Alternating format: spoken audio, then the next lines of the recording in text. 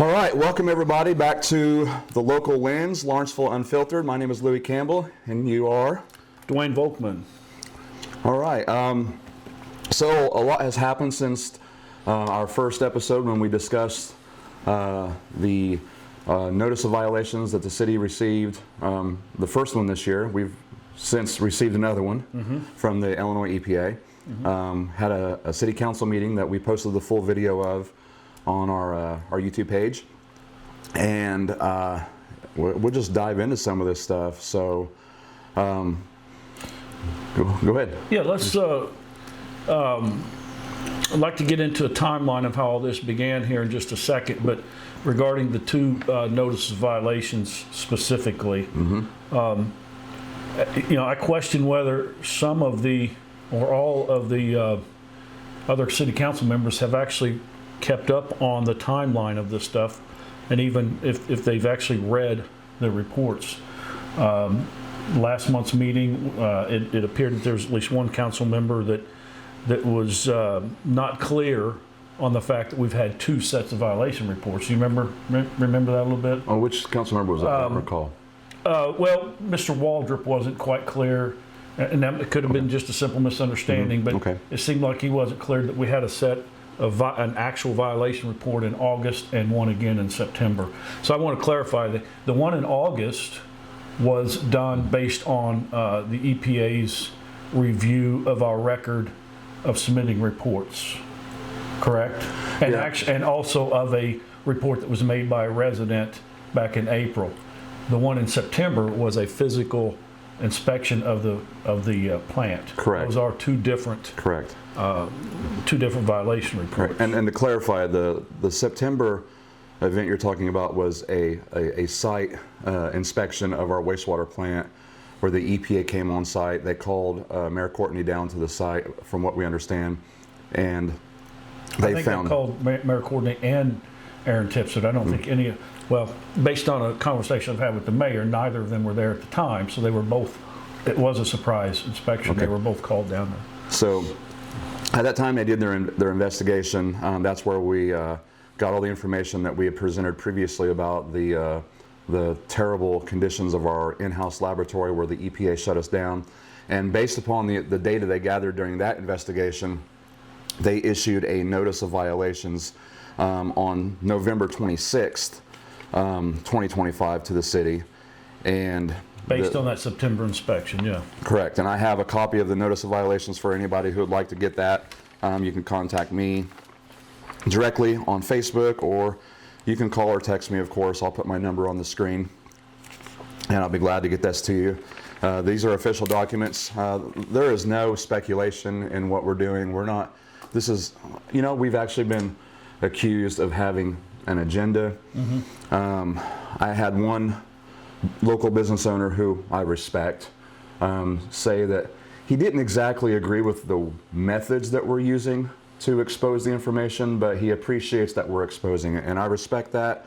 And I tried to explain to him that, and I'm going to leave his name out of this because out of total respect for his business, but I understand where he's coming from, and you and I originally, we really tried to play the nice game. I told you many times that I want to be nice. I want to be diplomatic. I want to get this done the nice way because I don't want to make any enemies.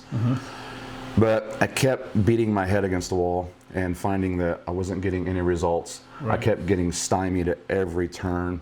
Multiple FOIA violations. They were refusing to provide information to me. Had to get the state attorney general involved.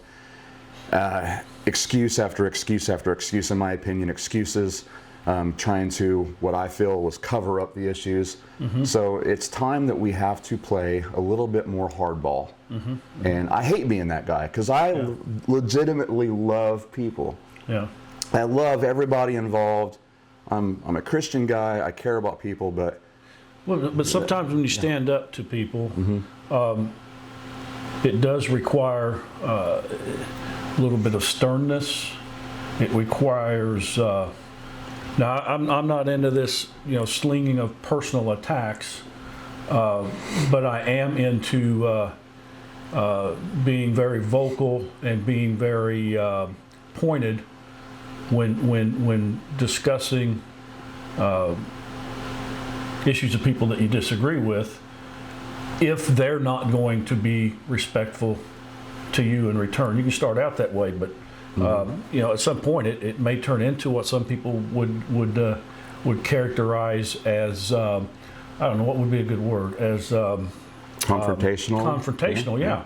Well, it's not always possible to deal with issues like this without appearing to be somewhat confrontational. Correct. But we limit our confrontational issues to specific issues. The other side doesn't. No. And I'm not specifically talking about the mayor or Aaron when I say that. I'm talking about these anonymous people that get online and make comments. You know, Yes. how many times have you seen where they've actually debated an issue as opposed to saying, you know, you don't like this person or you don't like that person, that's why you're doing this, or you have an agenda. Right. My goodness, bring specifics. Let's talk about specific issues. Absolutely. I've been attacked. I know you're not on Facebook. Your life has to be so much more peaceful than mine. But I do get attacked quite frequently in a couple local Facebook groups by almost exclusively by anonymous participants.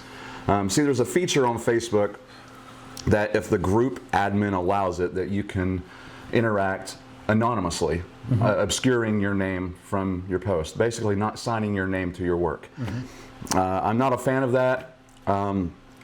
As a matter of fact, to be completely congruent with my feelings on that, I've actually recently come out as the owner of Lawrence County, Illinois News, a Facebook page with over 5,700 followers locally now, because I want to sign my name to my work on all things. The reason I obscured my involvement with Lawrence County, Illinois News is because I didn't want people to look at the facts that I was putting out through the lens of Louie's putting out these facts. Through a skewed lens of, I don't like this guy, so that's the first thing I'm going to think about whenever I read his posts. I can understand that. But and that's fine, in my opinion, that can work if you're going to talk about specific issues. But if you're going to start making personal attacks, then you should identify yourself. What is your relationship to these people that you're defending? Yeah. You're not defending them with facts. You're defending them with personal attacks on us. Right. So why don't you, and you know where we stand, you know who we are, you know what our comments are, you know what our thoughts are. Why don't you reveal your relationship to these people that you're defending in a hateful way? And I won't lose respect for someone if they're defending Mr. Tipsword because they're his friend. I can appreciate and respect loyalty to a friend. I do believe that it takes a certain amount of courage to go against loyalty in the pursuit of what's right, and I would have more respect for them for doing that, but I would respect them for standing up for a lifelong friend. I can appreciate that. I want my friends and my family to stand up for me, you know, but at the end of the day, we all have to stand before the Lord, and stand up and account for what we've done right and what we've done wrong. Right. And well, I disagree somewhat with that, Louie. If you're doing something wrong, blatantly wrong, potentially even illegal. Yes. But let's just take the legal part of it out for just a second. I would expect, to me, loyalty is coming to you and saying, hey, this is wrong. You need to address it. Yes. I wouldn't expect someone to come out and support you publicly knowing that what you're doing is wrong. And that's what I believe has happened with the supporters of Aaron and the mayor. I believe these people have their own personal agenda, and their personal agenda is, well, we don't know for sure what it is because they won't come out and say, but they certainly won't address the issues. So I understand the concept of loyalty, but friends and relatives who are loyal to one another, they don't put each other in a situation where they need to be defended even though they're wrong. One brief example of that was early on in the mayor's tenure in his first 4 years. There was an instance where an employee, well, it was a relative of his, it was Jim White, had been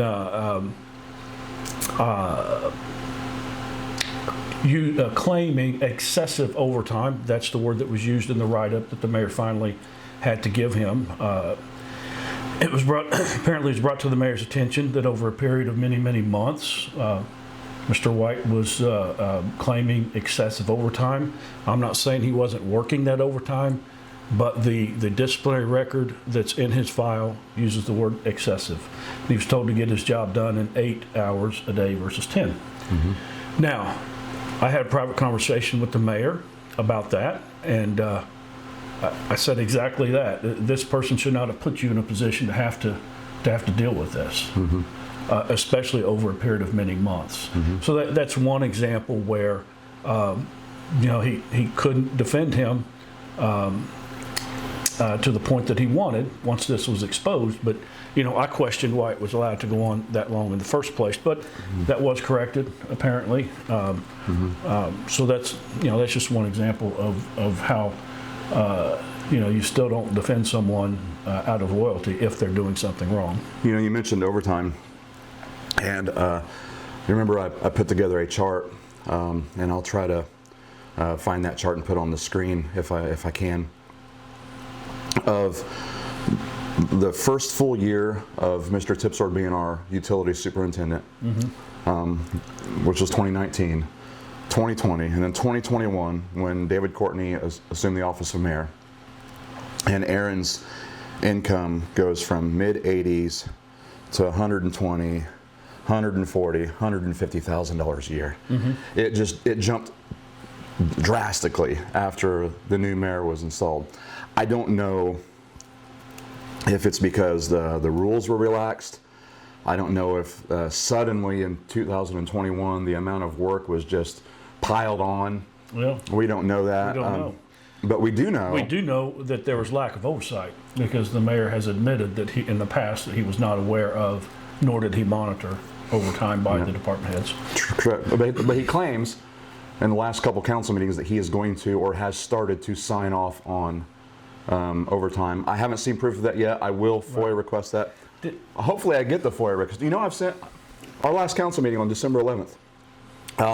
I learned a couple things that day. One, I learned that our city clerk records audibly all of our public meetings. Right. I wasn't aware of that either. Yeah. He doesn't announce that. Yeah. That should be announced at the beginning of the meeting, I think. Well, it's a constitutional right for anybody in the room to record that. It's a public meeting. Sure, but we should know so that we can request copies of it. But I have requested copies of it. Mm-hmm. I submitted a FOIA request on December 12th, the following day.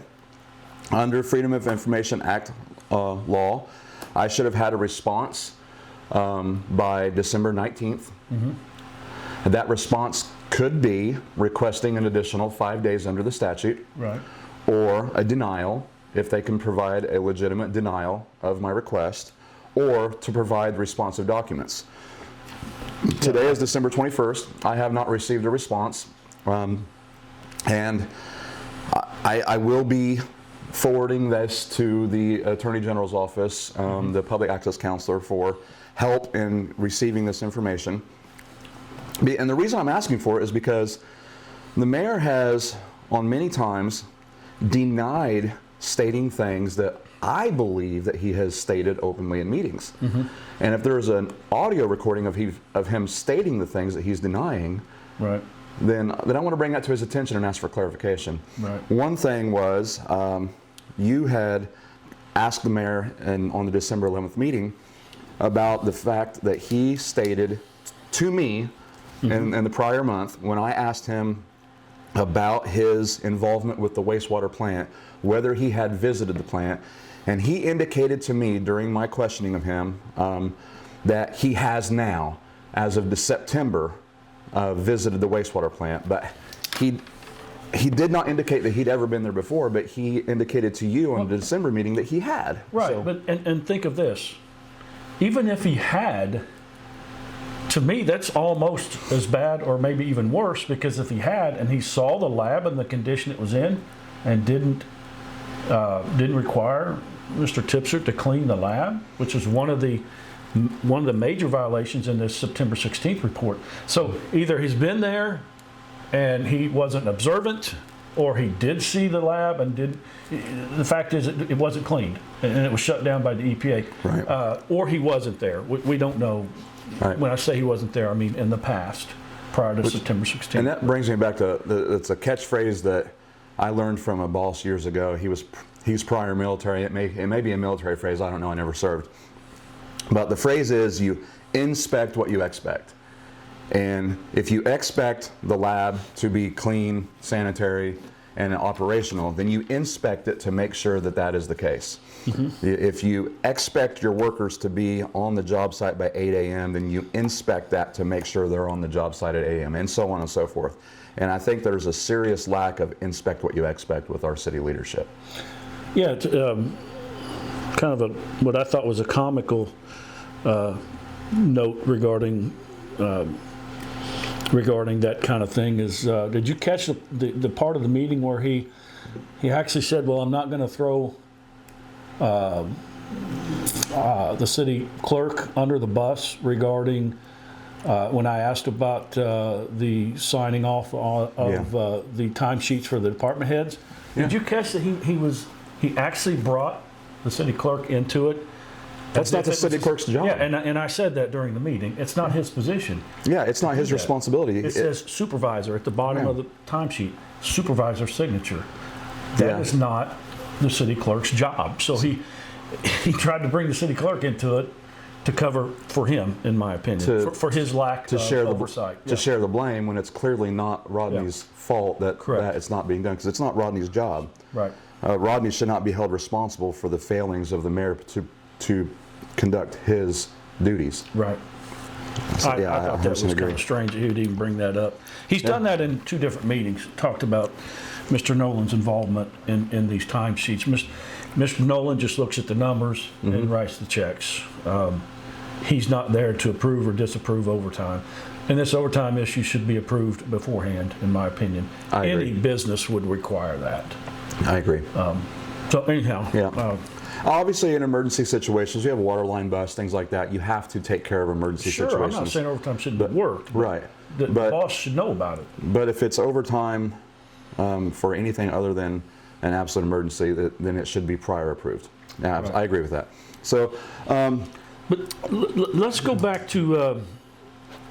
Can you give a quick timeline of how all of this stuff with the EPA and the sewer plant and the overflows onto private property from the sewer lines backing up?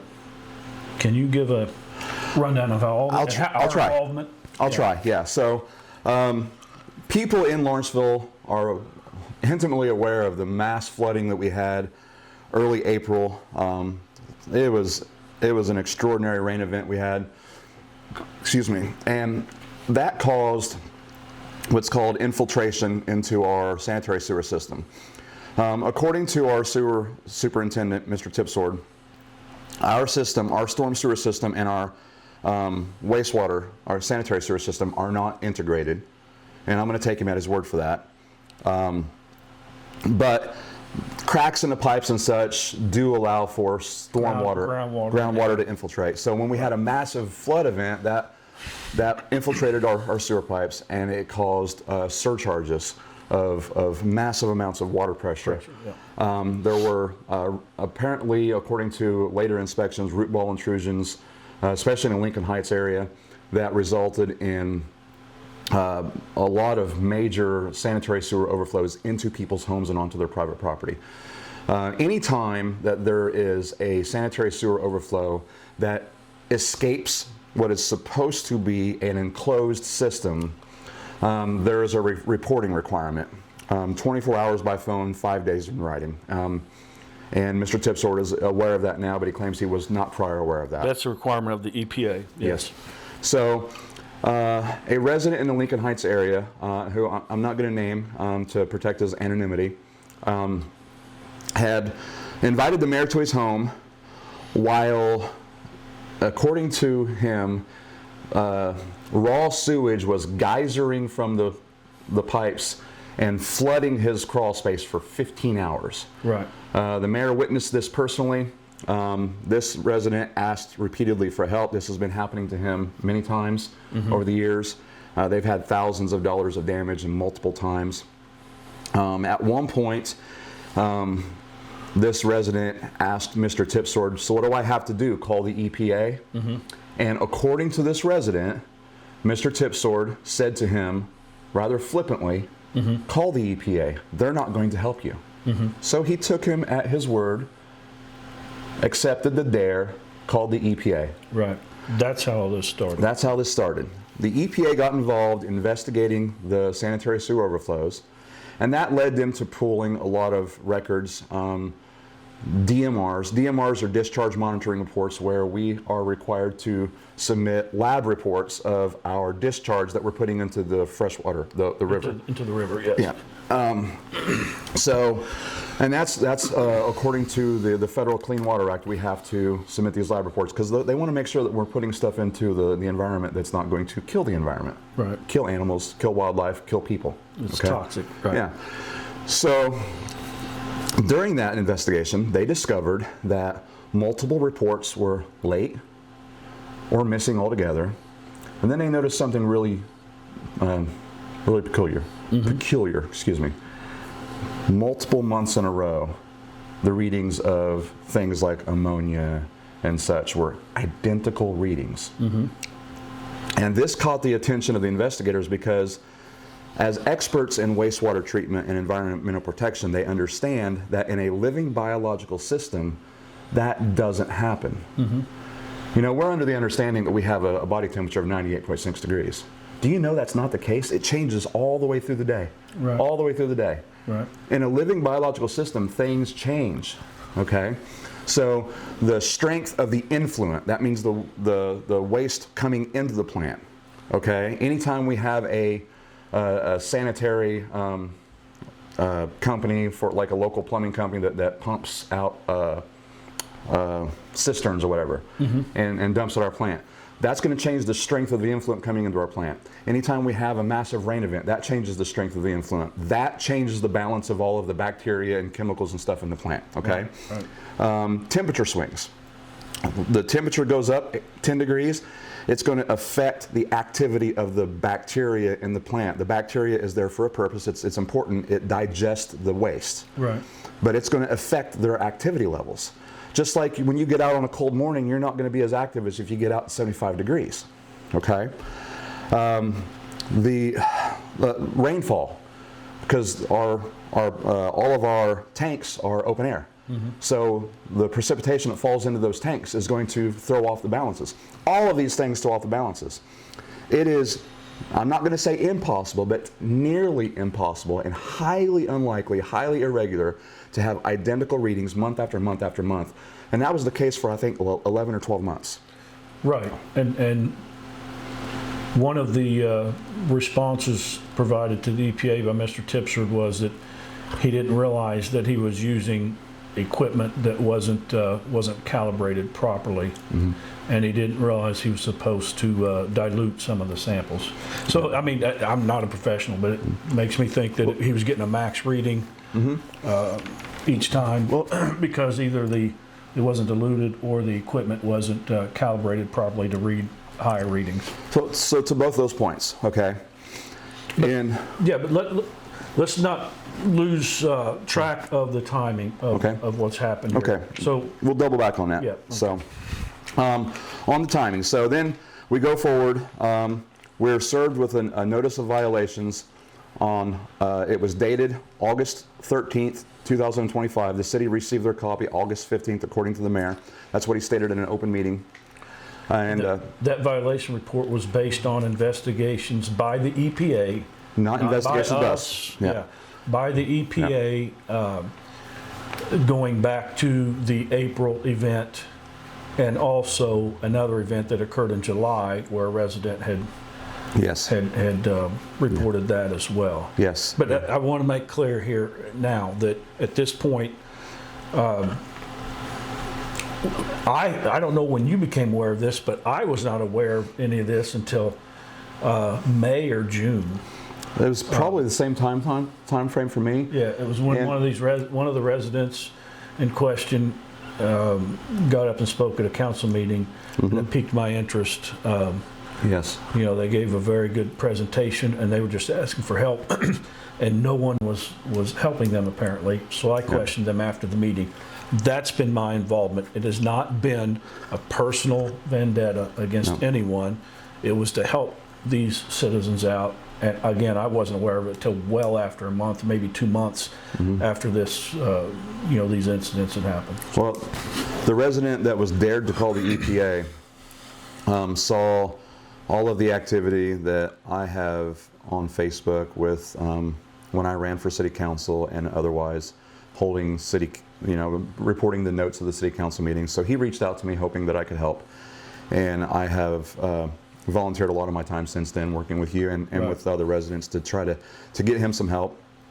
And he's a retired man that just wants to be able to live out his life in peace and not have to worry about raw sewage from his neighborhood flooding his home. And I can definitely understand that. I wouldn't want that either. And the other resident had, what, a foot or two of raw sewage in their basement? Right, yeah. That happened in April as well, I believe, during this same rain event. I think they had, what, $30,000 to $50,000 in damage in their home? Yeah. That's terrible. And again, there's several people in our community who can afford that. There's a lot more who can't. Right. And no one should be forced to take on that. Whether you can afford it or not. If this is happening because of fault of our city, then the city should make these people whole. Absolutely, absolutely. And again, we're not blaming anybody in the city for the rain. Right. They didn't call for the rain. Of course. But I do hold them accountable for not properly and proactively addressing the root wall intrusions, the broken infrastructure, and then all of the egregious issues that have been uncovered at the wastewater plant with trees growing in our sludge tank and our things being held together. The mayor brought up that had been taken care of since the report. So the report was in September, and the trees and vegetation has been cleared out since. So he touted that. The mayor touted that as a positive thing, and it is. But my question is, if we could do it that quickly after the report, why hasn't it been done before? Without the EPA telling us. Now, Dwayne, if you walk up on me in the middle of an encounter on the street, and I'm repeatedly stabbing somebody, and you yell at me to stop, and then I stop and say, "Hey, I stopped. It's fixed now." That doesn't really fix the situation, does it? Yeah. No, it does not. And then I'm like, okay, then you can leave now. No, that's not how it happens. You hold a person accountable. You need to be held accountable. Yeah. So, but anyway, the timeline. So these residents, a couple of them experienced sewer overflows in their homes and under their homes and in their yards. By the way, some people have questioned, well, why are these the only two? No, there were others that just didn't report it, number one. And number two, once the pressure was relieved in their homes, that kept it from backing up severely in others. Correct. That's the same as if you got a water hose and water's coming out the end of the hose. Now you block the end of the hose, and you make a cut in that hose somewhere. That's where the water's going to come out, and there's not going to be so much pressure on the end of the line or between where the cut is and the end of the line. So there's just a little bit of common sense there. That's why it wasn't reported by a whole lot of other people. Two reasons. The pressure is relieved at the 2 points of these two residents, and some residents did indeed have overflows on their property as well. They just chose not to report it for whatever reason. Well, I have a message from a former resident of that neighborhood stating that he used to live in a neighborhood across the road and up one or two houses from the gentleman who called the EPA originally. And he said, I had water back up in my home from a floor drain and ended up having to disconnect it from the city wastewater system and plug the line. And so this is not a new situation. It's happened. Right. He probably didn't know that he could have called and reported that and had something done about it. Right. But according to the mayor in his interview with WTWO, Channel 2 News, he reported his words. It's go back and find it on the internet, that these overflows were new problems, right? That is what my recollection, yes. And since then, someone who works for the city has called the insurance company. They're actually a risk management company that the city uses to pay claims. That person called and told the risk management company that he personally recalls this one resident making reports of overflows as long as 6 years ago, potentially even further. And the risk management company told me, I believe I'm the only council member that's called to look into this, called the risk management company, that with that information, that could very well be enough to have these claims paid. However, that's been a couple of months ago, and these people still aren't made whole. So again, these people reported it in April. They wwere challenged by Mr. Tipser to call the EPA. They did. Another resident during a second rain event in July, similar issue, basement full of sewage. They go up and ask for help from the city. That's when this resident reported that the mayor basically told her it was her problem, not the city's. Then we have the violation report that comes out in August. Now, when that violation report came out in August, you would think that the mayor would have immediately been on top of things and been down to that sewer plant and making sure that things were in order. But it took the September 16th inspection of the sewer plant by the EPA for the mayor to realize that the lab was essentially inoperable, which has caused us to use an outside lab. Just the outside lab cost, we're talking shipping and testing the materials that we should be testing in our own lab, is costing us approximately $3,000 a month, and that's not going to change anytime really soon. It may in the next few months. It may. It may. Again, and I'm basing this on a conversation that I have had with the EPA, which I don't think any other council member has called the EPA. We all should be calling them. Matter of fact, the current communications person with the EPA has encouraged people to call them. I will put her number on the screen. Yep. Okay. Yep. So that's kind of essentially the timeline. April, rain event, resident calls EPA, EPA gets involved, and again, I wasn't aware until May or June when all this. So the September inspection that was prompted as a follow-up based upon from what I understand, it was based upon the identical readouts on the discharge monitoring reports. They decided to inspect the wastewater plant and also inspect our laboratory. They found the laboratory to be, in their opinion, non-operational. Right. Which to clarify, though, they had not inspected the physical plant in August. No. That was based on reporting. Correct. History. Yeah. So my question is, with a non-operational laboratory, a laboratory that was covered in dust, insects, evidence of animals, no sterile glassware, almost all the not being used have been used. Almost all the chemicals out of date. So how or where did this data that was generated for the discharge monitoring reports, where did it come from? I mean, I asked the mayor this. The mayor this last. And his response was, "That's a mystery." Yeah. Now, the words spoken to me, to you, and to a local resident by the communications representative from the EPA, she used the same phrasing with all of us when she told us that Mr. Tipsord is being investigated for falsification of reports. Right. She didn't say that he was guilty of that. She did not say he's guilty. We're not saying he's guilty. There's an ongoing investigation for that, yes. We're not saying he's guilty, but we have on good authority from a member of the Illinois state government, the Illinois Environmental Protection Agency, that he is being investigated for that. She also indicated to me that they are having multiple meetings to determine whether his certification should or should not be revoked. This is this brings up a very important thing that I spoke about at the council meeting. Whether or not he has his certification revoked, whether or not he is guilty of falsifying documents, we need redundancy in important, vital infrastructure in the city. We have had forever. Yeah, yes, we have needed that forever.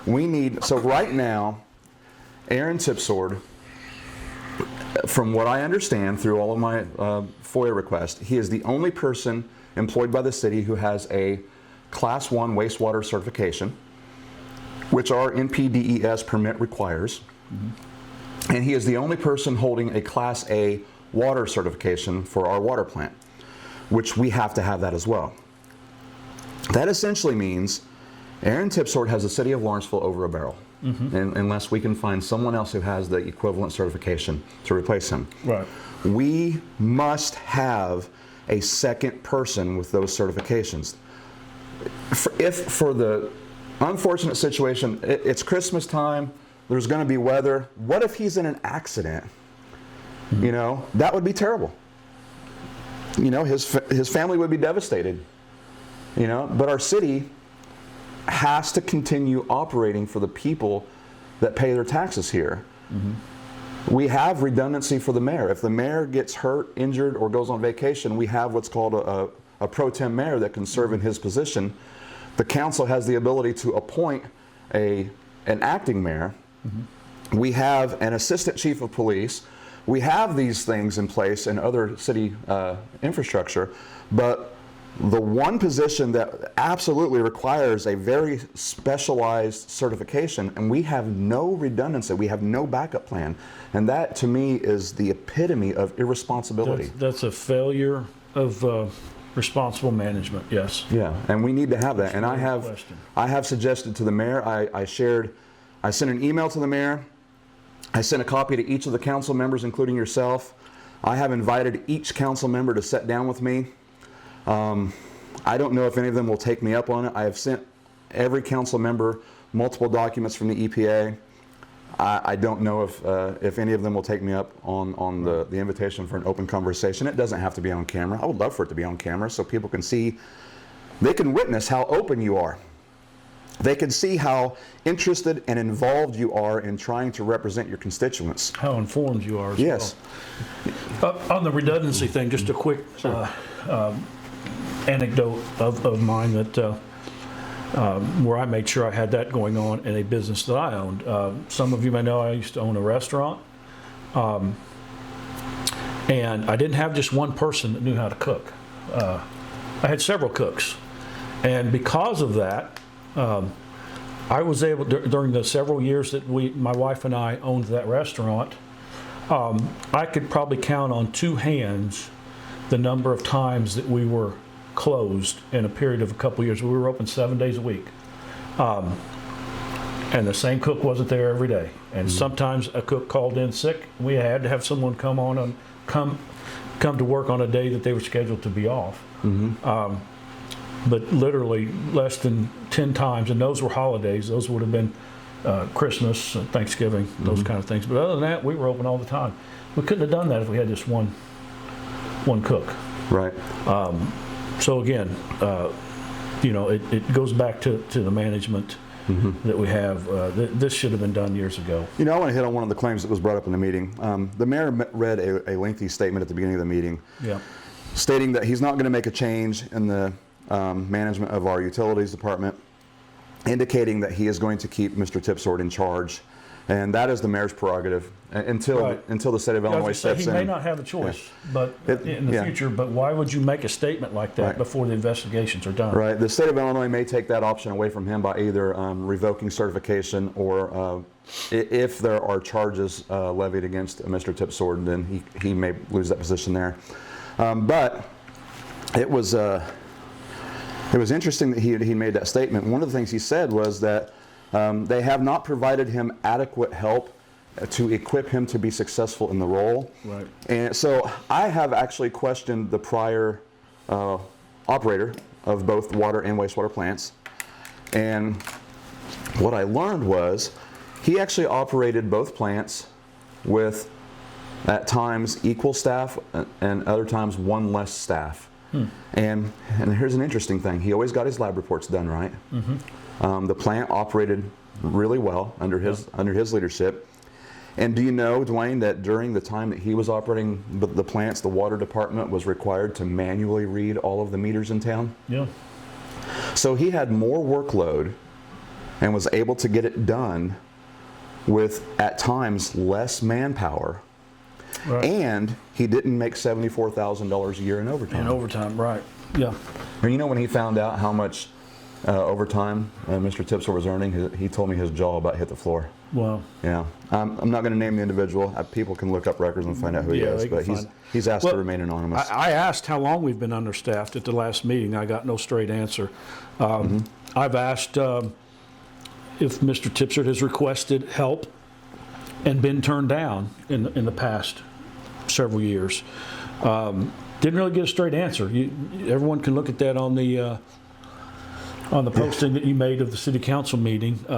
Mr. Tipser said he's asked for help in the last few weeks. I wanted to know if he had asked for help in the past few years, and he wouldn't outright answer that. Yep.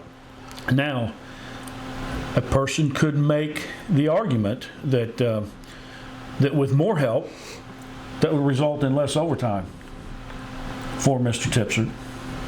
Wouldn't that? So there may be a financial incentive to not have extra help. Possibly. I mean, you could make that argument anyway. So why hasn't he asked for help in the past if he's been so short-staffed? And again, remember, in 2024, in overtime alone, not his regular hours, but in overtime alone, he made roughly $75,000 in overtime. Yeah. And that's during a period of time when the work wasn't being done. Even with that overtime, apparently the work's not getting done according to the EPA reports and visual reports, i.e. the vegetation and trees growing in the holding tanks that were cleaned up in a matter of weeks once the EPA got involved. Why in the world did it take the EPA to get involved to get that done if it was cleaned up so quickly? It reminds me of if I tell my teenage daughter, you can't go out with your boyfriend because your room's not clean. The room has been a mess, like a tornado went through it for weeks, and then suddenly within an hour it's clean.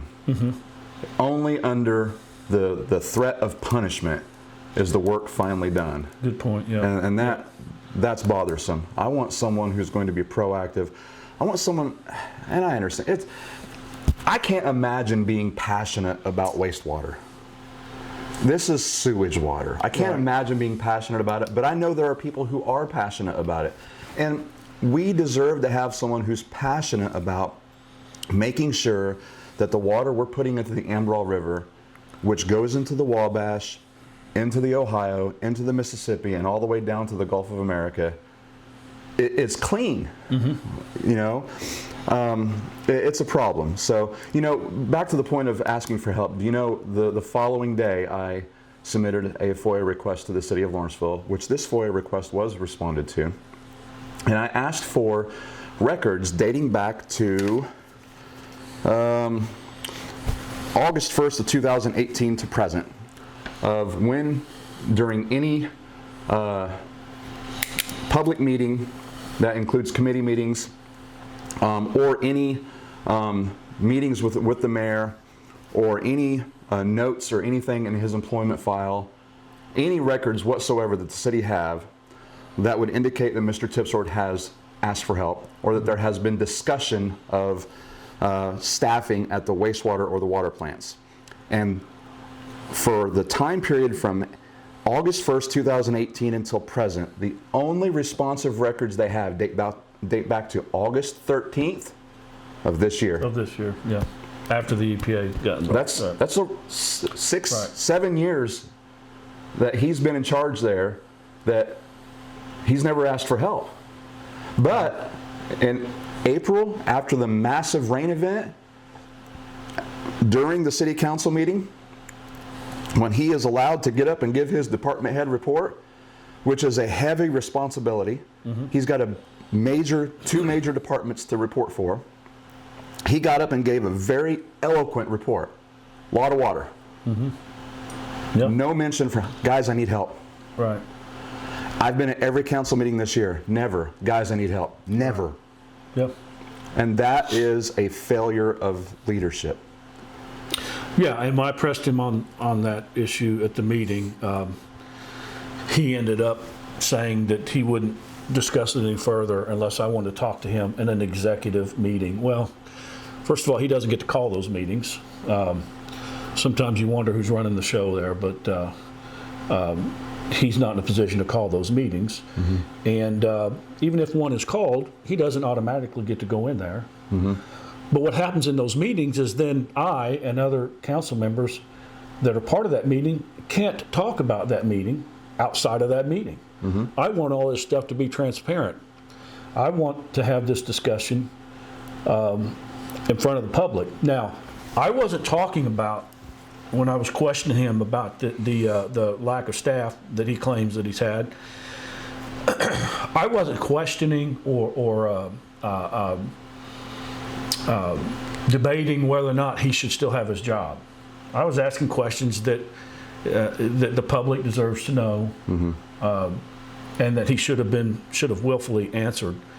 I do understand that whenever you're talking about discharging somebody or disciplinary action against someone, that is a subject that probably should be dealt with in an executive meeting. Yes. But not things like what I was asking him at the council meeting the other night. Again, so for those of you who like to throw out personal attacks, the anonymous posters online, I'd be interested to know what you think about that. Yeah.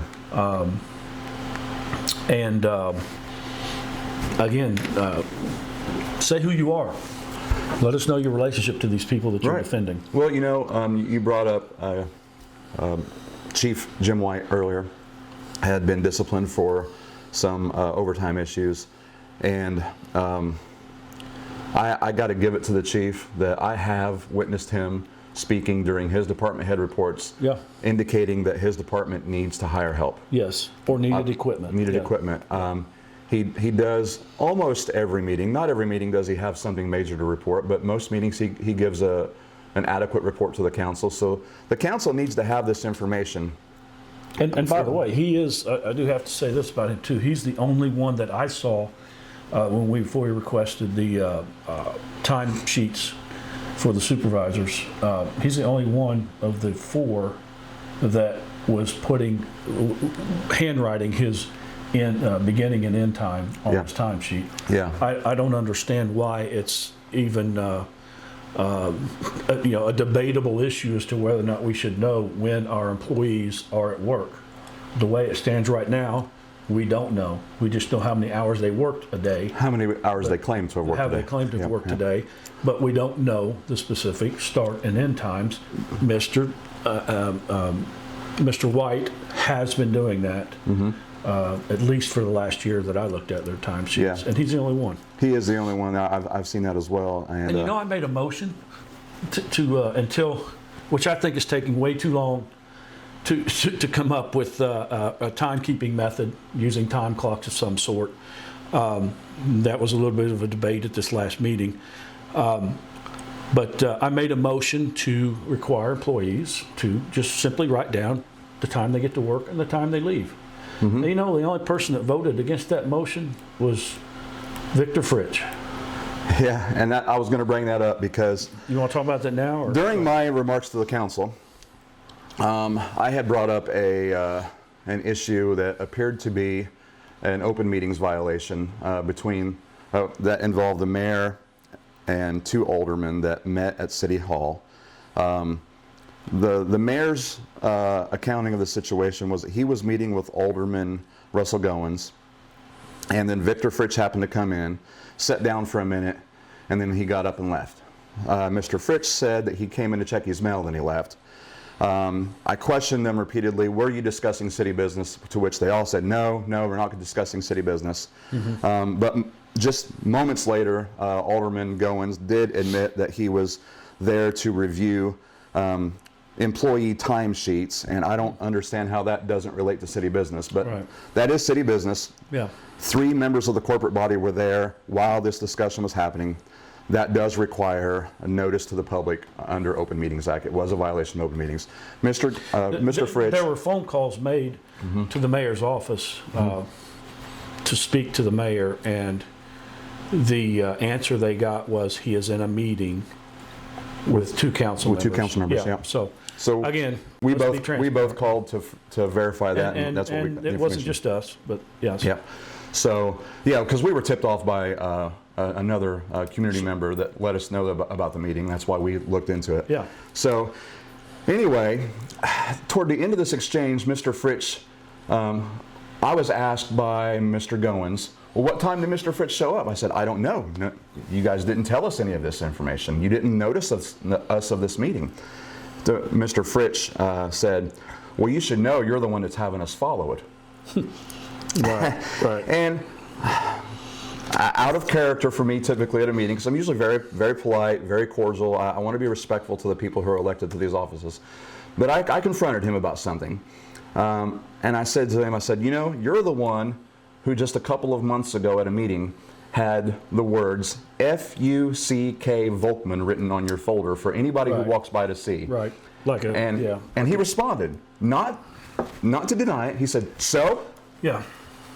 Which Childish, yeah. indicated to me that there's a serious issue. I think that's, and so I accused him then. I said, so that's why you voted against the motion that Volkman put up, not because you disagree, but because you don't like him. Right. And he said, his words, damn right. Yeah. To which I replied, that is irresponsible and childish, and I took my seat. Yep. So you people out there in Ward 1, when it comes time to vote, remember this man makes his council voting decisions based on whether he likes the person making the motion, not based upon what's best for the for his constituents. Right.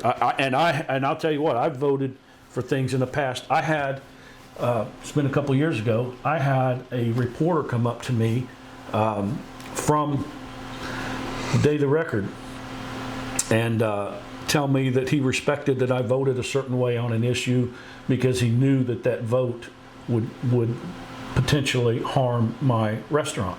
Mm-hmm. And I told him, well, I'm not here to vote for what's best for me. I'm here to vote for what's best for the city. So again, compare those kind of responses that I just gave you with the kind of responses that that Mr. Fritsch gave whenever it's time to vote. I was blown away. I can't understand how you can allow personal animus against another council member to cause you to commit a dereliction of duty to the voters that you were elected to represent. Yeah. You are He supposed has to live with that, but so do the residents, and that's unfortunate. Well, he's up for re-election in the spring of 2027. Right. And I'm not going to be quiet about this, but I am going to make a concerted effort to find someone to run against him who will responsibly and respectfully represent the voters of his ward. Right. See, that's the difference between the people who support what we're doing and what we're doing and how we're dealing with the issues that we're trying to make better for the city is, again, we are discussing and dealing with specific issues, not personalities. We're not out there slinging personal insults like the other side is and some of these anonymous posters online. I just hope people see the difference in the way these two things are being dealt with. As much as I disapprove of how Mr. Fritsch, made his vote and what he feels about me, I've never said anything personally negative about him other than that he's just not a good representative. I mean, and that's obvious by what he said. Yeah. And we've since said that he's been childish, which Yeah. I believe, that is my opinion. It was completely childish to act that way. Sure it was, yeah. If Mr. Fritsch put forward a motion that made sense and effectively served the constituents in your ward, would you vote against it because you dislike him? Of course not. Yeah, that's ridiculous. Yeah. You would vote for what's best for your constituents. Yes. Yeah, and I believe Well, that... he voted against the use of the time clock they want. Yeah. The mayor wants to, and we can get into the difference between some recent county board meetings that I've gone to and how people are allowed to speak there versus what we're doing at the city council meetings. There are some differences there, but so the city council, the mayor, he wants to hold people to their 5-minute speaking allotment of time. In the past, I noticed you were speaking here several months ago, and the person who was timing you on the council was either holding up a piece of paper or putting up their hands how many minutes you had left. Yeah. 4 minutes, 3 minutes, whatever. And I noticed when you would look at what that person was flashing at you as far as how much time you had left, it kind of threw off your train of thought. It did. So, and I don't think she did that on purpose. No. It wasn't on purpose. It's just, that would happen to most people. So I'm sitting there thinking, how can we resolve this issue? Oh, why don't we have a time clock where the person can watch the clock as they're reading? And do you know that 2 council members voted against something so simple? And one of them was Victor Fritsch. Yeah, the other one was Ron Waldrop. And I believe Ron Waldrop is just a fiscally conservative person. In my heart, I believe that he voted against that not because it wasn't a good idea, but because maybe it wasn't the best use of the people's money, in his opinion. Okay. I believe the man votes in a good conscience. Okay, but the thing costs probably $100 or less. Right. And I don't believe Victor Fritsch voted against it for that reason. But whether it costs more than $100, something like that needed to be done. Yes. And I'm glad they did it. When people are speaking, their train of thought is not thrown off by looking at someone flashing a time card, so to speak, or putting up their hands or fingers how many minutes they got left. While we're talking about council members, I want to bring up a friend of ours on the council resigned. Kelly Lewis, who was elected to Ward 1 earlier this year, has moved out of the city. I understand to care for her ailing mother. And so based upon the fact that she no longer meets the residence requirements, she had to resign from the council, which she did the evening of December 11th. And we've made no secret that we have a person that we favor for the position. Right. Now, I'm going to be honest, we've been accused of being in bed with this person. Right. Because we have consulted this individual. His name is Matt Bruff. Matt and I get along well. He's a respectful individual. We do not always agree. Right. And I don't expect every person that's on that council to always agree with me. I love for people to agree with me, but Matt doesn't always agree with me. As a matter of fact, he defended Aaron Tipsword quite a bit early on until he started seeing the photographs from the plant. Yeah, until he researched and became informed and saw the EPA reports. Matt Bruff has 23 years of wastewater experience. He has experience as he retired from a fire department. I think it was Bicknell or Vincennes Fire Department. I can't remember. As a captain, he was appointed to a governmental planning board. He was a mayoral appointee to a governmental planning board in Indiana. He works for the United States Department of Defense, operating a wastewater plant at Crane Naval Base in Crane, Indiana. He has, from what I understand, the highest level of wastewater certification available in the state of Indiana, and he has applied for reciprocity for Illinois to get his Class 1 certification as well. And I believe that due to that, whether he agrees with me or not, and on some things we do not agree, I believe he is the most qualified person that I'm aware of in Ward 1 to put his name in the Lawrenceville. hat. Yeah, to serve on that council, especially considering the issues that we are currently facing. And I strongly encourage the mayor to appoint him to the council and let his experience, his education, and his good judgment. Yeah. It's a no-brainer. I'll go a step further. I'll say if he doesn't appoint him, it's for reasons that some people have brought up that they think that we are We are complete allies with this man. I have not. I met the guy for I like the first him. time just a few months ago. Yeah, I like him. I like him. He's a nice guy. He's intelligent. He's well spoken, but he is passionate about what he does. Right. And I believe he would effectively serve the people in the ward. And he's respectful. He's respectful of the mayor. He seems like an all-around good guy. Yep. And I trust that he would do a good job. When did you first meet him? This spring. Okay. Yeah, I believe I met him after that. Yeah, I think I've personally met with a guy twice. Yeah. And so we were accused. So much for go ahead. We were accused of having secretive meetings in your home. Yeah, we'll address that too. Yeah. But again, I've met the guy twice. He knows his stuff. He even brought samples that he was going to show at one of the meetings of his sewer plant, but he ran out of time. He showed me the samples, and he actually told me, he goes, "I would drink this one." Yeah.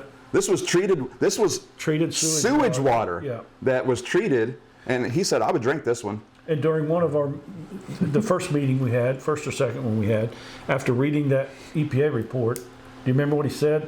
He and his children or his family, they fish, and he said, "I will not fish in that river until this stuff is." He will not eat fish harvested from that river. Until this is resolved. Yeah. So again, it's a no-brainer. There's no reason this man shouldn't be appointed. Other than for political reasons. He can provide good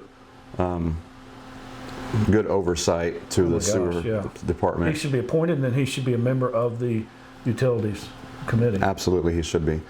I think he would bring a lot of knowledge, good questions. He could ask good, educated, informed questions of our sewer plant operator, whoever that may be moving forward, and he would provide good governance to the citizens of Lawrenceville. So, and even if he voted against you from time to time, or if I ever was on the council and he voted against me, I would support him because I trust him. Again, that's the difference between us and them. Yeah, unfortunately. Yeah. Unfortunately. So I want to make another public invitation. I want to invite the council members to sit down with me. Sit down with us. Yeah. I will not meet with any more than 2 council members at one time because that would be a violation of the Open Meetings Act. Right. But if anybody wants to sit down and go over these documents, we can go over these documents line by line and discuss them. I believe if you sit down with me with an open mind and with good intentions, that you will come away with this from the meeting understanding that issues are far worse than you've been led to believe by our mayor. Yeah, you just recently had one council member ask you to send all the information you had, and she has indicated that she is open to educating herself. Yes. Yeah, Teresa Green. On these issues. Yeah, Teresa Green. Ran against, and I respect that she's willing to take that step. I respect her as well. Yeah. I ran against her. Yeah. I aggressively, respectfully, I didn't ever say anything bad about Teresa Green. I respect her. She's a kind woman. And thank God she's on the mend from her accident.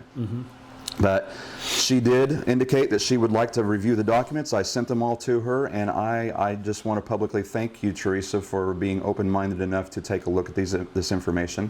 Right. And if you ever have any questions, if you want to sit down and go over this information, I have educated myself quite a bit on this, and I'd be glad to meet with you. The same goes with even Mr. Fritsch. Mr. Fritsch, I promise you a friendly, cordial sit down. Bring your friends if you want. I don't care. I want to get this information in front of the people who are decision makers so they can make the right decisions regarding our city. Right, but he's going to have to decide to look at this with an open mind and not be closed-minded like he is right now. I do wish that sentiment that Ms. Green has recently shown regarding a willingness to look into this more. I wish that that had taken place much sooner, by her and the rest of the council. But this is a step forward, and I hope that she's sincere in her desire to look into this more. I believe it. I believe she's a good person. The only response that I got back from any of the council members that I emailed other than the communication you and I have on a regular basis, was Alderman in Ward 3, Dawn Brewer, did thank me for sending the email to her. And Dawn sent me a friend request on Facebook, and I did accept that. So thank you, Dawn. I look forward to interacting with you more. She's a smart lady. You know, she runs a really cool organization, the CEO program. Have you looked into that? Yeah, they used to come to my business. That's a great program for young people. Yeah, it is. Oh. It is. You were going to talk about the meetings that we have with residents at my home. I got some notes here I'd like to. We're outgrowing your home, I think. Yeah. So we have a lot of concerned residents that we just want to help them. Yeah, and you know, we had it's kind of comical. We had an anonymous poster reveal that in one of their postings recently, and you know, we have a pretty good idea who it is. They can remain anonymous. They're going to have to out themselves if they ever choose to. But they thought it was a huge gotcha moment. Residents are meeting at Mr. Volkman's house on Monday evenings. That's not a gotcha moment. That's what more council members should be meeting with residents. And they even had the nerve to try to equate that with Open Meetings Act, the Open Meeting Act. Like the city council meetings, and like we should post our agenda, our notice, and all that. And you know what's funny is we've only ever had one other sitting member of the city council at one of our meetings one time, and that was Kelly Lewis.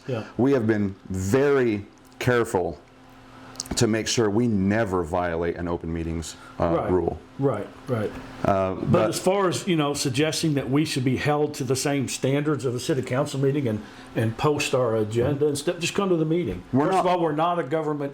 We're not a government body. Yeah. We can't make binding resolutions at these meetings. We are discussing our plans and our goals of what we want accomplished, and any citizen group can do the same thing.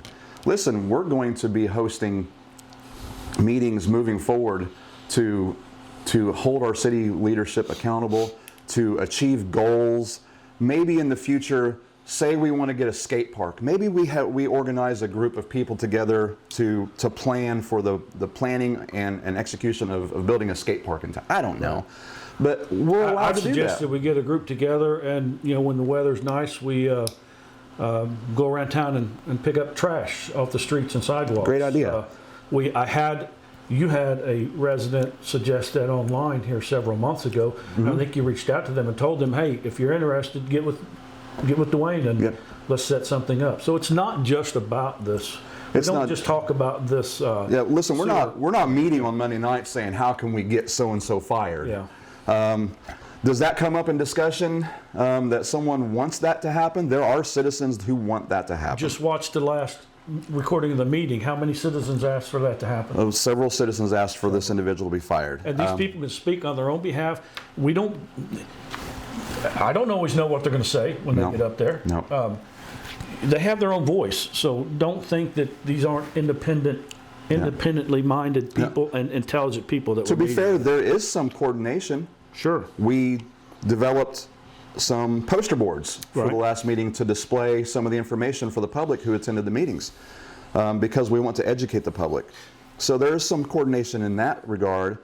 There's coordination in as so far as we have put together this podcast, which isn't just about city business. We're looking forward to having some really interesting. Our last episode was with a really interesting guy who does ghost hunting. Little creepy topic, but it was interesting. But before we move on to that, though, I do want to say this.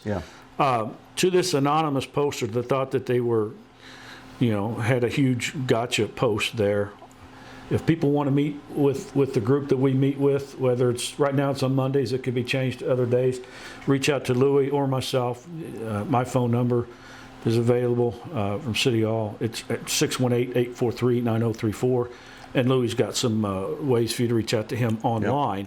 But I would suggest to that specific anonymous person that they also they might want to research the definition of malfeasance and misfeasance. And I believe that the EPA knows the difference there too. And I think that those are probably, in my opinion, some terms that are being looked at in their investigation. So check that out, see what you think about. One thing though, because we do meet in a private residence, and the alternate location that we've looked at for meetings as we outgrow your residence is also private property, we do not welcome anonymous individuals. We must know who we're inviting into our circle. Beforehand. Anybody is welcome, provided that nothing gets out of hand. If you get out of hand, you will be escorted out.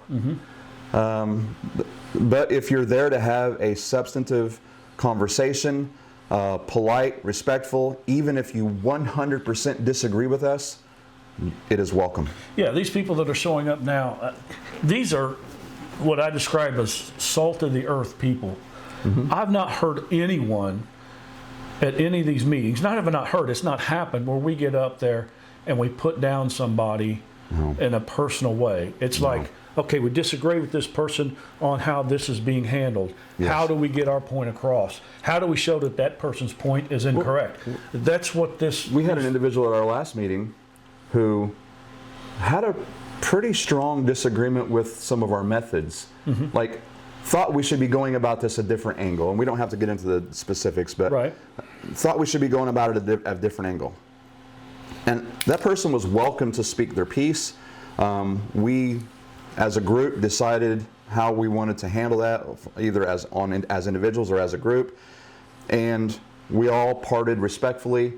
And this individual is still going to be part of our group. So, and at that last meeting at my home, someone did ask the group as a whole, what are our goals here? And I wrote down 4 things that I want to bring up, and then we can go on to what you were talking about a few minutes ago regarding future episodes.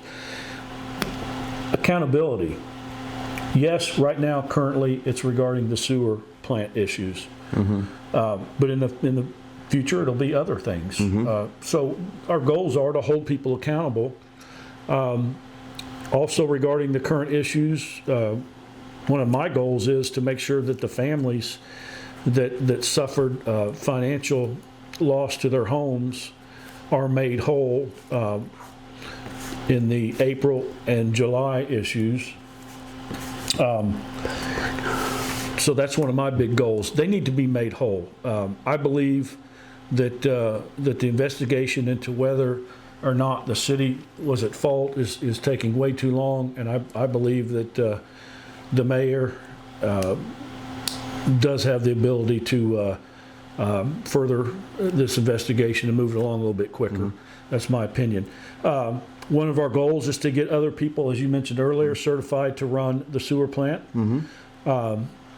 and to get common sense timekeeping methods for employees. That's our current goals on these issues. I'm going to call a quick timeout.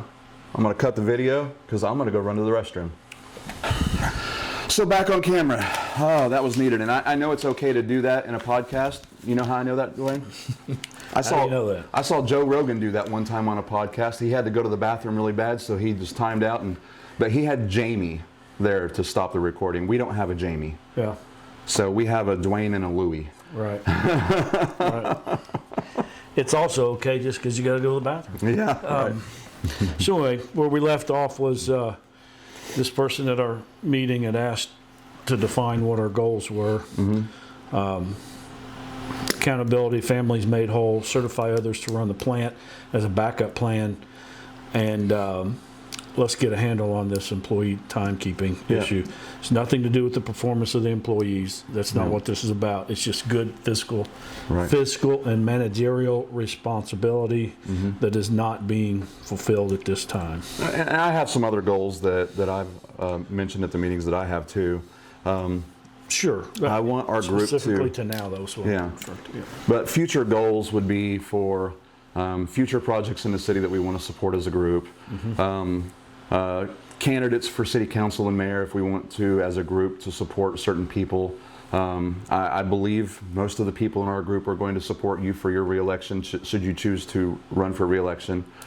I strongly encourage you to run for reelection. You're a powerful voice on that council for not just people in your ward, but you seem to be reaching out to people across the city and representing them. Because, in my opinion, the people who live in Lincoln Heights who experience these sewer overflows, they are attending the meetings in your home as well because they feel that you, while not their direct representative on the council, you're the one who's most invested in representing their needs. They feel that they have been neglected, and they have indicated this to me, and I believe they've said so to you as well. They feel that they have been neglected by their own 2 representatives in that ward. Right. And I strongly encourage both of those representatives, and I'll name them. It's Russell Goins and Don Brewer. I strongly encourage both of them to reach out to these residents. They want your help, and they are your constituents. I don't think either one of them has gone on record to say what their position is on the damages that occurred in their home. It'd be nice to know what they think about that. Yeah. These people are begging for your help, and it's entirely possible that they also voted to elect you. You know, they may vote differently next time. And now the other person that had the issue in July, they're in Teresa and Jim Dunn's ward, Ward 4. Right. Yes. And she's not heard from either of those, I believe, either. Now, to give Jim Dunn credit, though, he did ask months ago for copies of EPA documents. He did, yeah, that's true. He addressed me personally right before this last meeting and thanked me for sending those to him, that he has reviewed them. Right. So I did forget to get that on. He did thank me for that. So I'd like to know their position as well on whether they think these residents need to be compensated for the damages to their home. Mr. Dunn's wife did have some pointed words for me on Facebook, though. Right. Again, a personal attack, yeah. Yeah, and I don't. My cousin is married to their daughter. Everything I hear, and I know their kids. They're not nice people. I don't know Mrs. Dunn. I'm assuming she's a wonderful woman as well. Jim seems like a great guy. We're neighbors. We just live up the street from one another. And I believe that her heart's probably in the right place, but she questioned whether I work or not. Yes, I am employed. Right. I use tools of technology to allow me to accomplish a lot of work in a short amount of time. If it wasn't for the tools that I'm able to utilize with my background in technology, IT, graphic design, and all that, I wouldn't be able to conduct this level of work for the city as a volunteer and I certainly get my work would be, done. because I'm not that schooled on it myself. Yeah. So I appreciate all your efforts. But to come on and say, do you work, instead of, hey, here's my opinion of the issue. See, that's what I want to see. I want to see someone come on and say, here's my opinion of the issue that you're talking about, as opposed to, just trying to tear you down personally. That's all that comment was meant to do. Yeah. And I know, you're going to be nice about it. But doggone it, it was wrong. There was no place for that comment. Well, she's family of a family member of mine, and I want to give her the benefit of the doubt that maybe she just felt like I was, that maybe I'm spending way too much time on this, and not enough on my career. But I assure you, I work. I'm at the dealership where I sell cars 45 hours a week. And I have an hour and a half daily commute, a two-way commute. So I do a lot of work, but I have access a few minutes here, a few minutes there, where I utilize my artificial intelligence tools that I have at my disposal to review documents. But that shouldn't even be in question. Yeah. That comment should never have been made. There was no place for that. Yeah. And so what? What if you didn't work? It's still, it didn't further the debate in any good way at all. Right. Well, you're retired. Yes. So, and there's no fault in that. So I hope to one day be retired as well. Yeah. I've worked hard all my life. I've sometimes had up to 3 jobs at a time. I've owned Same. many rental properties in the past, commercial properties. So, no one can question my work ethic, which is what she was, I think, trying to do. You still work. I mean, you and I have discussed multiple potential business projects. No idea if any of them will ever come to fruition or if we're just, pitching into the wind. Who knows? That's how it starts, though, is discussion. Yeah. So, yes, I work, and but I also feel very passionately about helping the people in Lawrenceville. I got involved in this, and I may have told this in a previous episode, on our first episode, but I got involved because a friend of mine, Ryan Curtis, was running for mayor. And I've known Ryan for a long time. He used to work at Pizza Hut with my little sister. And Ryan's always been a really nice guy to me. I've always appreciated how kind he was. And I thought, and I didn't really know David Courtney. I was friends with him on Facebook. I'd done some printing for him in the past, printed some documents, because I believe he is a property appraiser, or he's done appraisal work in the past. So I had some interaction with him, but not a lot. But I knew Ryan, I trusted Ryan, I liked Ryan, so I signed his petition. And I run a printing and graphics business. I have customers all over North America, and so Ryan ordered his yard signs and banners from me. And him and his wife started encouraging me to run for city council. And my first response, I'll tell you what I said to him. They said, "You should run for city council." And my immediate reaction was like, ugh, no, I don't want to do that. Because the kind of guy I am, as you can all see now, is that I don't just tip my toes in the water. I jump in with both feet and pray there's a bottom. And that's what I've done. And I knew that if I got involved, I wasn't going to get partially involved, I was going to get all the way involved. So much so that I knocked nearly every door in my ward. I did not knock the doors of the people who had a Teresa Green sign in front of the yard, because I felt that would be disrespectful to them, because they've already made up their mind. I did not knock Teresa's door, because that would have been an insult to her. And I didn't want to do that. But I went door to door in my ward, knocked every door otherwise.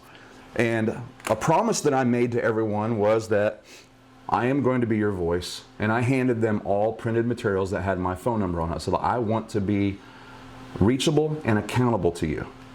And I want to be your voice on that city council. I want to represent you. I think I can do a good job. I still feel I could do a good job, but I lost the election. Teresa, she beat me fair and square. And I congratulate her for that. She deserves the position because she beat me. I made her deserve it. So after the election loss, I'm not going to lie, I was upset. I don't like to lose. I went home for about 2 days and I just was down in the dumps. But then I came to a realization that I made a promise to everybody that I spoke to that I was going to be their voice. And to me, a promise doesn't have an expiration date. The expiration date of your promise is when the promise is fulfilled. And it didn't expire at the ballot box, and I had to make a choice to be a man of my word or to be a coward. And I'm not a coward. I told my little girl recently, I said, "Look, sweetheart, I grew up knowing what it's like to have a father who wasn't exactly a good man." A lot of people know my dad has a history. He's done some bad things. And I know what it's like to have that kind of a dad. And I want my children to have the legacy that one of these days when I die, whether that's tomorrow or whenever I'm 90, hopefully 90, that they can tell people, my daddy was a good man and a man of his word. So I'm living for a legacy. I want to make good on my promise to people, and that's why I'm doing what I'm doing. I have a passion for help. I love my fellow man. And I can see that in you. You and I have become very good friends because of the way I see that you are, and we have a mutual, we don't always agree. We have a few disagreements here and there, always friendly. But I'm friends with you because I can see that you give a damn about your neighbors. You really do. You help people. You don't ask for praise. You just ask for them to get what's coming to them, good, bad, or whatever. So that's what we're doing here. We're not here because we hate Aaron Tipsword. I don't hate anybody. You know, I care about him as deeply as I care about any other person in the city. I wish that we weren't in a position where I would come to the opinion that he deserves this level of accountability. Right. I wish that he could continue in his job making $150,000 a year, $200,000 a year if it was deserved, and doing a wonderful job of maintaining our public utilities. Right. That's what I wish. Sincerely wish that. I do not believe that is the case. I believe that there needs to be a replacement in that position. That is my opinion. And that's what I'm looking for. At the very least, that opinion can be backed up by the EPA reports. It's documents, yes. Whether you agree or disagree with that opinion of yours, and I hold the same opinion, you cannot logically say that that opinion is not based on hard evidence and the reporting of people other than you and I. So that's the very least. So you can still disagree, but whenever you bring in personal insults and attacks, that's just it's silly, it's ignorant, and it's stupid to argue this from that point of view. So, but and to comment on what you just said, I'm grateful that you have picked up this this cause. I wouldn't be involved as deeply as I am now because I don't have the knowledge of some of the tools that you're using, and for people to talk about how we're in this together and that's supposed to be a bad thing, that's a ridiculous way of looking at it as well. We're involved in this together because we're like-minded and we want what's best for our community. Right. And you know, the mayor doesn't run the city by himself, or he shouldn't. The council members should be, independently doing their own research and looking into this as much as we are. So to make that comment in a derogatory way is just on its face ludicrous and silly. Yeah. So again, thank you for your involvement. I didn't know Mr. Campbell until probably it was last fall. Yeah. You came to my house for me to sign your petition. Right. Yeah. And I didn't know Ryan Curtis until he decided to run for mayor, and he opened my eyes to some things, and we won't get into that now. But and you know, those items he wrote opened my eyes to have given me.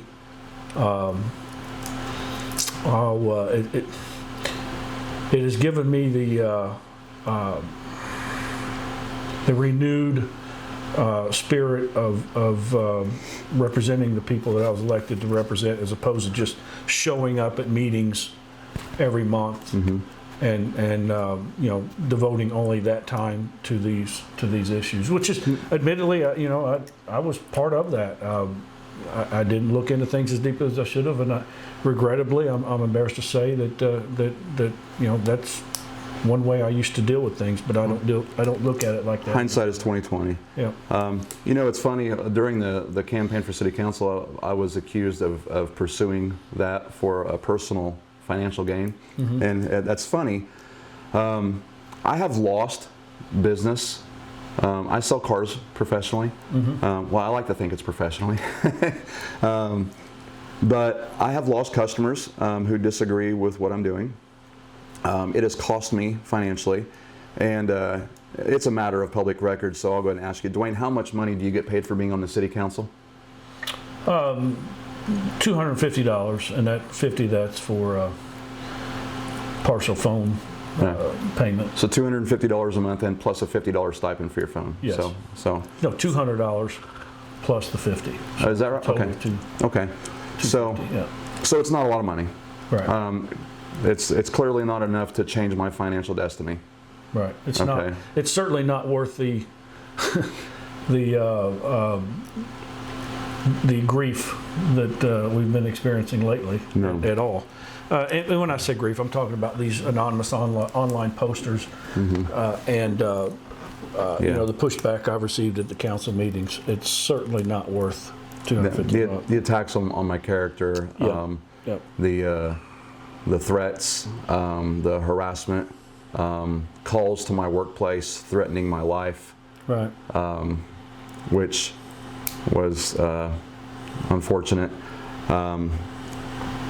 I take those threats seriously. As anybody should, yeah. I pray that nothing ever happens there, but I'm prepared to defend myself as well. But I report all such threats to law enforcement as well, because that kind of stuff, it has no place in a civil society. Right. So And some of the residents who reported that they had problems with their sewer overflows and went on to report how they were treated once they did come forward and ask for help, they've experienced harassment from anonymous people as well. One recently, and I won't get into the specifics, but she claims that she was approached by someone at the last meeting after the meeting was over and was called a derogatory name. I'll leave it up to that person whether they want to come forward with that information or not. I heard that story is terrible. Yeah. So Didn't come up to her and talk to her about the problem she was having or debate the issue. They came up to her and just to call her a name, and that was unfortunate, because this person, in my opinion, from my experience with her, she seems to have a big heart and wants what's best for the community, especially the children of the community. So, some things I wanted to talk about, completely off this topic though. We were talking about threats earlier. Did you know there was a threat at there was a teen center dance the other evening? And there were some juveniles, it was all juveniles, and there's no names mentioned to protect the identity of juveniles, but there was a threat of gun violence at a teen center dance here in Lawrenceville. And I want to, I want to, give a word of praise to, first of all, the chaperones and volunteers at the dance. They immediately, when they learned of the nature of the threat, they locked the doors. They called the police. Police were, from what I understand from eyewitness accounts, police from all over the county showed up with their rifles and firearms and ready to defend our children. To our sheriff's department, our local police department, the police responding from other communities in the county, thank you so much for putting the safety of those volunteers and those children as paramount. That is much appreciated, the rapid response, and they caught the individuals making the threat almost immediately. And they were some juveniles, made some unfortunate decisions. Hopefully they will learn from this, but that's got to be scary, So to Chief White, Sheriff Masterson, and other chiefs and police officers in our community, thank you so much. You provide an oftentimes thankless service to our community, and I'm here to thank you. Yeah. Right. Yeah. And I agree. Yeah.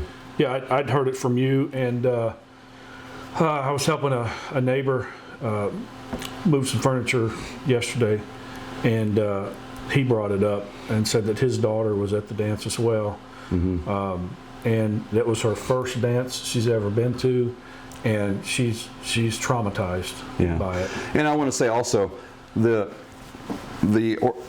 organization that put on the dance, they put on a successful fundraising event. I think it was for a cheerleading organization. This happened during the last 30 minutes of a 2.5-hour event.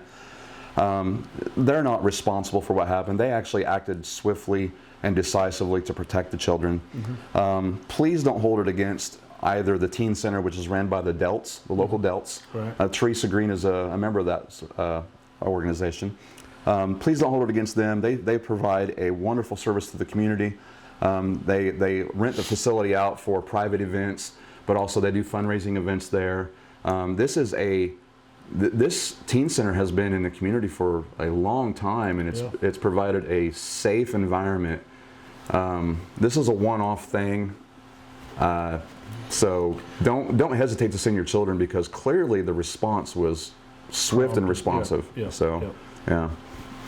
Another thing I want to bring up is you've been attending some county-related meetings, not as a representative of the city or anything, but as a concerned citizen. Right. Because there's been some issues that have been brought to the attention of the community regarding our animal control officer and the animal shelter.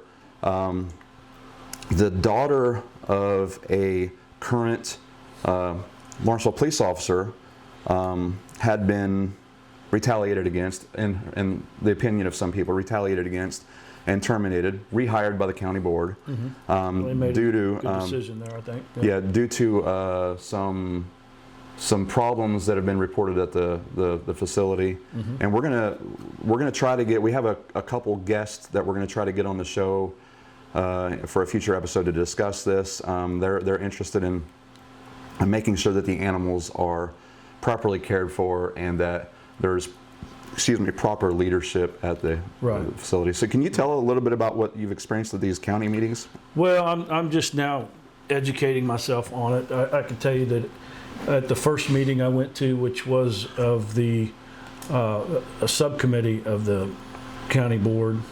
that handles this, this department, there were some troubling things that were brought up during that meeting, one of which was something as simple as the animal control officer was supposed to be carrying the telephone that the county provides so that people can call the animal control shelter. And apparently, it came out in this meeting that she hadn't been carrying that phone in the past. And approximately 2 weeks prior to this meeting that I went to, had been told directly by the county board that she needed to carry that phone on her. And when she was asked in the open meeting who had the phone, she still wasn't carrying it. Someone else with the department animal control shelter was. And she was sort of chastised for not carrying it and was instructed to take it right then and there in the meeting. And I expressed my opinion about that at the meeting. That's quite troubling to me that you get a directive from your boss and you don't follow it. There are some issues about whether the county provided animal shelter pickup truck was being used for personal reasons or not. I don't know what that investigation has shown. I do know that apparently someone driving that truck had stopped at a liquor store and picked up some packaged liquor. And Mr. Robinson indicated that he thought that was done en route from one location that involved county business, animal shelter business, to another location. And my comment was it shouldn't have been done, period. And whomever that was should have got their liquor on their own time in their own vehicle. Yeah, I agree. No allegations anyone's drinking and driving. It wasn't that. It was just they went through and picked up some items, which I thought was inappropriate. Another member of the subcommittee stated that there had been some cosmetic damage to the truck and that no one knew how it got there. To me, that's troubling. That at that meeting, the subcommittee did go into executive session, and they made the decision to rehire this young lady who goes in at 5 in the morning and works till 7 cleaning animal pens. As I understand it, she's very passionate about caring for animals. Yeah. As a matter of fact, she made the statement at that meeting that when she was fired, she called to ask why and to try to get her job back. And the response that she got was something along the lines of, you can find another minimum wage job. Why would you want to go into this job for 2 hours a day anyway? And I think the person that said that to her, who was on the county board, they didn't stop to consider for even an instant that maybe she's doing it not for the pay alone. Maybe she's doing it because she cares. Yeah. And maybe someday she wants to work there full time. Yeah, maybe so. So that was, that was some interaction that occurred. I know some of the people involved with the situation, and they clearly have a passion for animals. One of the people that we've invited to come on the show in the future, she and I have had very public disagreements politically we are on opposite sides of the spectrum with national politics. But she's polite, and she has some intimate knowledge of the situation. And I really hope she comes on because she's also intelligent. One of the things that was discussed at a subsequent meeting, actually the last meeting I went to, was this young lady that got her job back. She has and this is public information, she stated it at the meeting the other day. Apparently she has a stalker who has been in jail or prison and is now out, and she likes to wear, are you aware of this? She likes to wear personal body camera. I think we discussed it briefly. Oh, yeah, I've heard about the body camera. Yeah. And I didn't know the reason, though. That's she wanted to wear it at work during her 5 a.m. to 7 a.m. shift, but she was told by Mr. Robinson that she couldn't do that. She did some research, and it's not in the employee manual, apparently. Plus, by state law, I believe that you're able to do that. Now, it's not even just state law. You have a constitutional right. If you are standing in public, if she's in a publicly accessible place in the facility, right. If she can see it with her eyes, she can record it with a camera. That is a constitutional right under the First Amendment. They cannot stop her. So whether she's an employee or not, the employee manual, local ordinances, state law cannot supersede the First Amendment of the United States Constitution. That was one issue I brought up.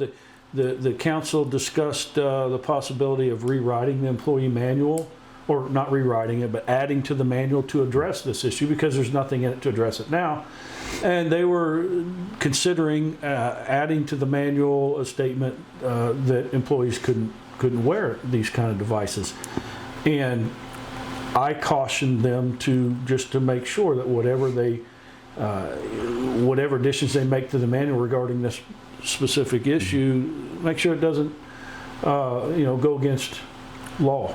Yeah, because you have a right. I mean, it used to be in Illinois law a felony to record police officers, but that's been decided at the federal level that you have a constitutional right to record public employees during the conduct of their duties. Well, surely they'll get an attorney's opinion on this before they make. Yeah, I hope so. You would hope that they would. Well, I hope it comes to a good resolution, and I do look forward to having the two individuals come on that have a lot of knowledge of the situation with the ACO and the animal control department with the county. Very, very nice people, very knowledgeable of the situation, and I think it would be an interesting conversation to have with them. Yeah, I do think there's at least one member on the county board that is very sympathetic to the issues being brought up to these people. I think that there are others that aren't so much. Yeah. I've had several conversations with him. He's a police officer in a local community. His name is Jordan Fights. Jordan and I have not always seen eye to eye. We get along pretty well these days. Well, there was some respectful debate and disagreement between he and Mr. Robinson. Yeah. I feel like Jordan was on the right side of the issue. I don't think that no decision should be made just based on how you feel. Right. It should be backed up by policy or law. And I think that that's how the decision was made initially. But it sounds like the county board is going to look into this, and hopefully they come to the right decision. One thing I've heard repeatedly about county board meetings is that the community has complained repeatedly about the time that they hold the meetings. We hold the city council meetings in Lawrenceville at 7 p.m. so that what's considered general working class people can attend these meetings. The county board meetings are oftentimes held during working hours. And now the subcommittee meetings, the city does that too during working hours for the subcommittee meetings. But for the board meetings, like you said, the city council meets at 7 o'clock on the second Thursday of every month, 7 p.m. Yeah. The county board meets on the third Wednesday of every month at 4 p.m. Yeah, so 4 p.m. still during typical working hours. Yes. And I've discussed this with Jordan. And again, there's no secret that Jordan and I used to be at odds with one another. But and I know I have friends of mine who will not like me coming to his defense, but I'm going to do what's right here. Jordan is the one member of that county board that I have spoken to who has come out to say he advocates for holding these meetings during a time where the public can attend. Yes. He wants to be more transparent.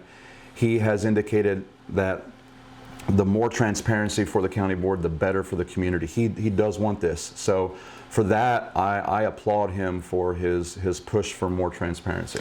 Yeah, I haven't looked into that. I haven't questioned any of them as to why it's so early in the day, but it would make sense to me to have it at a time when most people could go. Whether they went or not isn't the issue. It should be held at a time where they could go if they wanted. And I would hope the other members of the county board would vote to change these times as well. You would get a lot of community support. And I know scheduling the logistics is hard because there's a lot of public meetings in the county. There's not just the City of Bridgeport, Lawrenceville, Sumner, St. Francisville, but there's the county board meetings, there's all the committee meetings, there's school board meetings, there's different water group, there's all sorts of public bodies that meet in Lawrence County, and they have to make sure that they can all kind of work together so that the public has a right to attend, because just because Sumner's having their city council meeting doesn't mean that's only for Sumner residents. We can attend as Lawrenceville residents. Right. And so I understand the logistics are difficult, but I like to see the push to have those more in evening hours so people can attend. Yeah, me too. I suspect one of the arguments against holding it later would be that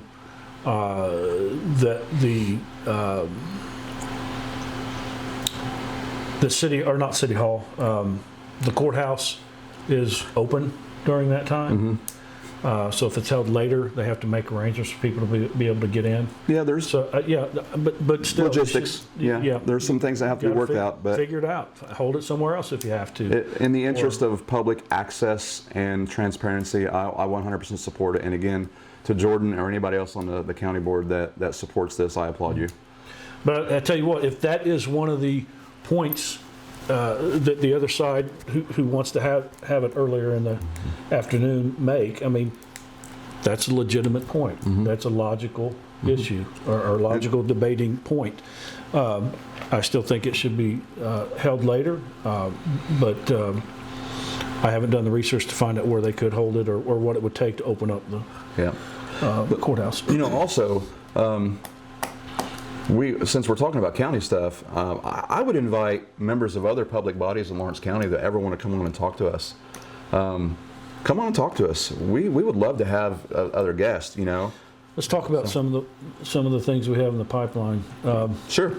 So I talked to Jason Snyder again, and he's open to coming back on again. I think there's a few other investigations he's done here in Lawrenceville, Lawrence County, that we didn't touch on last time. So we're gonna try to schedule him for a future show. That was an interesting one. That's Crawford County Ghost Hunter. Yeah. Yep. You've got a friend. You mind sharing his name? The basketball phenom. I'd rather not share his name yet, okay, just in case he decides not to come on. But okay. Yeah, he was a part of the 82-83 team. Okay. He won back-to-back state championships. He's expressed an interest to come on and talk strictly basketball and sports. I'd love to have Moose come on. Who? Oh, yeah. Who? Yeah. Marty Simmons. Yeah. I'd love to have Marty Simmons come on. Well, I used to work with a guy at the prison who was his nickname was Moose as well. Oh, okay.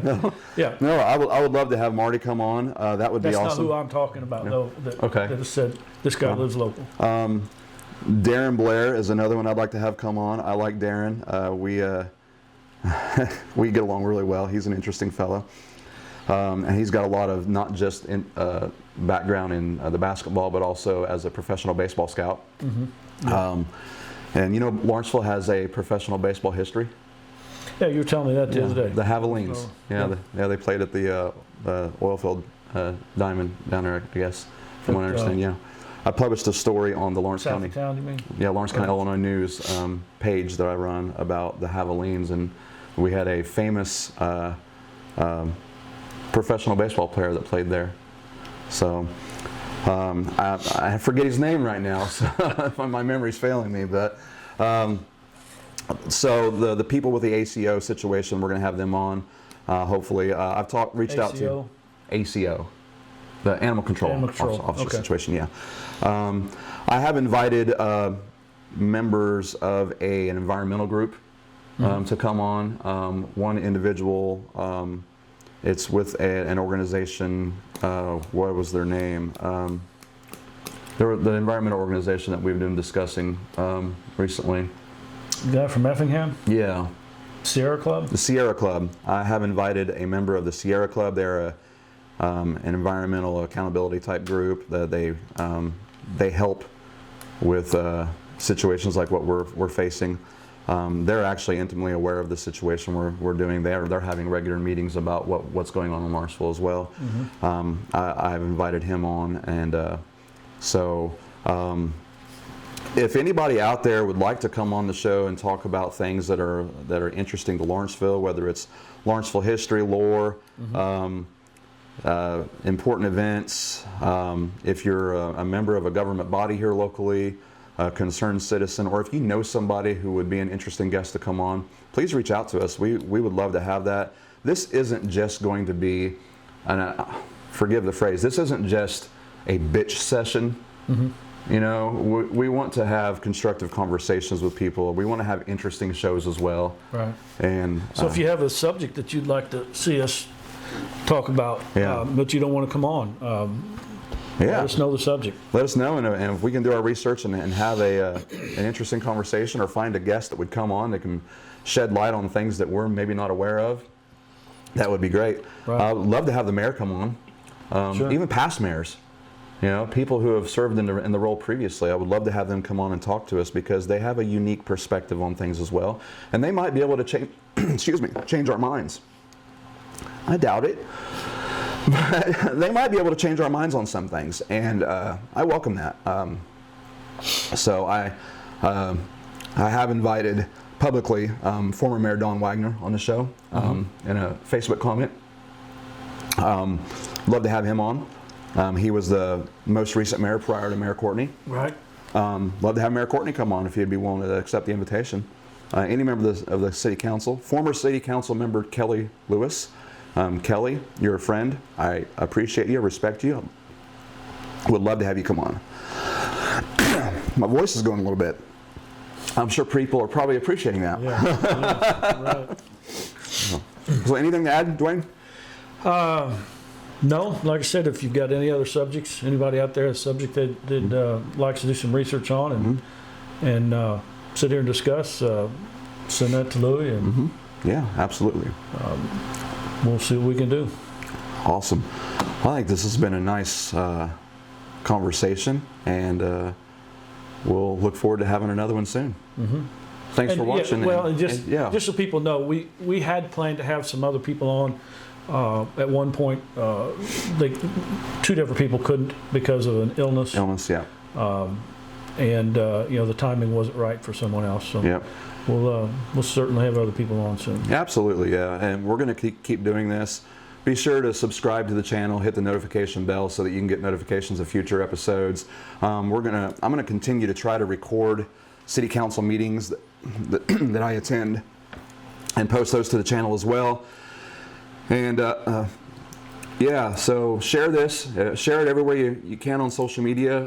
Help us get the subscribers and followers, get our watch hours and everything up. We want to get this as popular as possible, and make something of this. I think this is fun. I enjoy these conversations. So I do too. Thanks for tuning in to the Local Ends Lawrenceville Unfiltered. And until we see you next time, peace out.